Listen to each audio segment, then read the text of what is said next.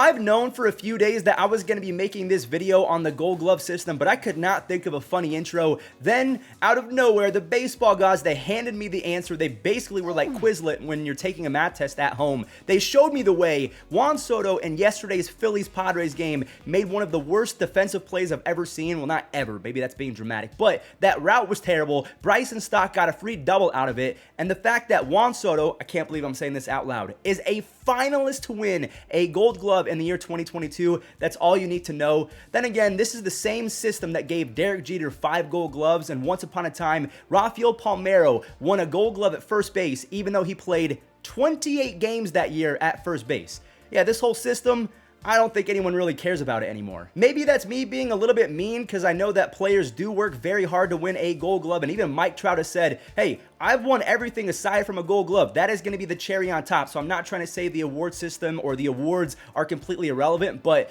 the rationale and the conversation of who should be the top 3 in the finalist, it's got to get changed, because yet again, we have another year of people getting snubbed. So before we show the biggest snub of the entire year, I'm going to go ahead and show this name right here. Pretty much the Juan Soto of left fielders, Christian Yelich. Now there's a stat called outs above average. It is OAA. Having anything below a 0 pretty much means that you were a bad defender. Christian Yelich had a -4 outs above average, which put him in the bottom 13% for all defenders. His arm pretty much resembled that of a wet spaghetti noodle, and he took awful jumps to baseballs all around. Christian Yelich was a bad defender, but just like Juan Soto, he made the top 3 for finalists in left field. Well, Juan Soto was right field, but you know what I'm trying to say. I'm not trying to hate on Christian Yelich or any of the guys that we're going to be talking about in today's video. I am simply talking about the system in place that Rawlings has to put these guys in the top 3. Christian Yelich was bad, like quite literally bad. Now here's a conversation that doesn't really involve a bad defender. Maybe in the past, Xander Bogaerts could be classified as a bad defender, but he improved his game, and I want to go ahead and give him a golf clap, at least for 2022's sake. But his 4 DRS, his defensive run saves, wasn't even close to Jorge Mateo of the Orioles, who had 14. Again, let me go ahead and repeat the stats. A lot of you guys might know that I'm a Jorge Mateo fanboy, so maybe I'm being biased. So Xander Bogaerts had 4 DRS, 4 defensive run saves, and if we talk about outs above average, even though it's not really applicable to infielders, he was top 11%. So Xander Bogaerts was really good this year. But when you compare that to Jorge Mateo, who had 14 DRS compared to Xander's 4, and he was in the top 3% in outs above average or OAA, there's no comparison. I don't have any answer as to why Jorge Mateo wasn't in the top 3, let alone not the guy winning the entire thing. So in my opinion, Xander Bogaerts making it over Jorge Mateo, that is the biggest snub in my opinion, but we still have some more snubs to talk about. But before we talk about those guys,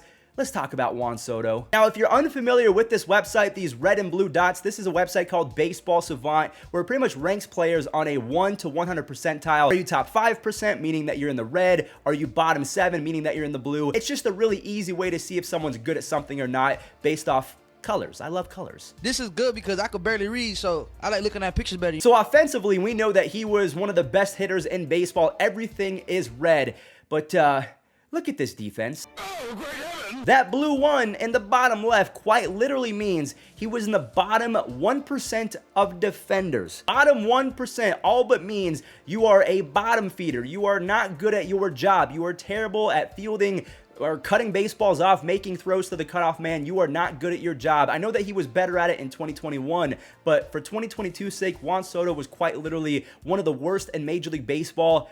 Yet he's a finalist to win a Gold Glove. And again, if you think that he is improving, sure, but yesterday's play against Bryson Stott shows that the fundamentals aren't really there. So that is Juan Soto in a nutshell, a generational offensive player, but defensively, he still has a long way to go. He kind of reminds me of Corey Dickerson. Corey Dickerson was awful to begin his career. He had one good year. I think he won a Gold Glove, and then for the rest of his year, he was buns again. So was Juan Soto an outlier in 2021? Probably. Now, some other random things I want to talk about. Tommy Edman and Dalton Varsho, they have a chance of winning 2 gold gloves, and that's because they finished in the top 3 for their main position. And also, there's a brand new category, utility guys. I love this, but in my opinion, the problem where that arises is now you have one guy with the possibility of winning 2 gold gloves, as opposed to someone like Luis Guillorme, who was one of the better utility guys in baseball, along with Jeff McNeil. He's not in the conversation to win a gold glove in the utility department. Dalton Varsho is, and that's because he was a good catcher and a really good right fielder. So Dalton Varsho, he might go ahead and win 2, whereas Luis Guillorme and Jeff McNeil, who also played utility positions, they're not going to win anything. Other guys that got robbed, in my opinion, Michael Harris and Francisco Lindor. We'll talk about them more at the end of today's video, but a lot of people are saying that Manny Machado got robbed. To me, he was great this year. Manny Machado, one of the better defensive third basemen we've ever seen, but he wasn't better than any of these 3, Nolan Arenado, Brian Hayes, and Ryan McMahon. A lot of people just aren't familiar with Ryan McMahon. He was better than Manny. So one player that I do think was robbed at the third base spot, Josh Donaldson. The other names, Matt Chapman, Jose Ramirez, Ramon Urias, these guys are good, but I don't think any of them are really better than Josh Donaldson. So the fact that he's not even included in the top 3 makes no sense. Jose Ramirez had 2 DRS, 2 defensive run saves. You have Matt Chapman, who was all-time great, but kind of slipped a little bit without all of that foul territory that he had at the Coliseum with the A's. He was still good with 2 DRS. Josh Donaldson had 8 DRS. So if we're doing quick maths, I think that 8 DRS is 4 times better than Jose Ramirez and Matt Chapman. I'm not saying that physically he was 4 times better than Matt Chapman, but the stats don't lie. Donaldson, not only should he be in the top 3, he should be in the conversation to win the whole thing at third base. So again, it's just an example that this Gold Glove award system, it's a joke. It doesn't make any sense. I don't know how they're picking these names. It feels like they're just closing their eyes. They have names in a hat on pieces of paper. They're just like, oh, Jose Ramirez. There you go. Even someone like Alex Bregman had a fantastic year. Now, of course, his DRS numbers weren't as nice to him, but Alex Bregman, he had a great season. Manny Machado was robbed. So just a lot of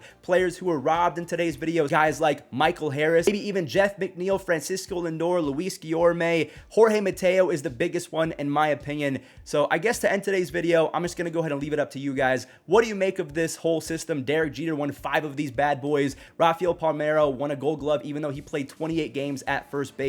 A lot of snubs. So I guess we'll end it with some of the plays from players who were snubbed, in my little humble fuzzy opinion. So thank you all so much for watching. Let me know your thoughts. Stay safe. That's a ground ball in the hole, and Lindor will go to second when it gets the out there on the first double play. Soto, left center.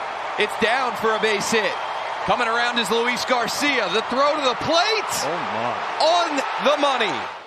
And a liner that will be caught! Out goes Jeff McNeil! Franco hits one on the ground. Lindor laying out to get it. Up and throwing right on target. Smoke towards center. Harris got a good job and a diving catch! Look at that, he almost caught it with his bare hand.